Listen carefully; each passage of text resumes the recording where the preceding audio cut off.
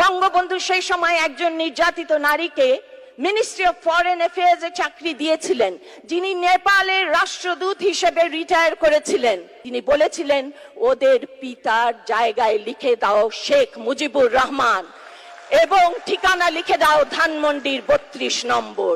সেই পিতার সন্তান আমরা।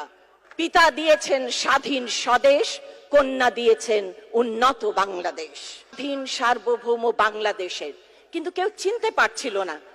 তখন বুক পকেট থেকে তিনি বঙ্গবন্ধুর ছবিখানা বার করে দিয়ে বললেন, আমি বাংলাদেশের, বঙ্গবন্ধুর বাংলাদেশের প্রতিনিধিত্ব করছি। আমরা দেখিনি, আমরা শুনেছি। আপনারা অনেকেই কিন্তু সে সময় ইতিহাসের সাক্ষী ছিলেন। সে সময় যখন জাতির পিতা স্বদেশে প্রত্যাবর্তন করেছিলেন, সন্ধ্যা মুখোপাধ্যায়ের সেই গানটি বেজেছিল, কত যে ভালোবাসি তোমায় কি করে বোঝাই।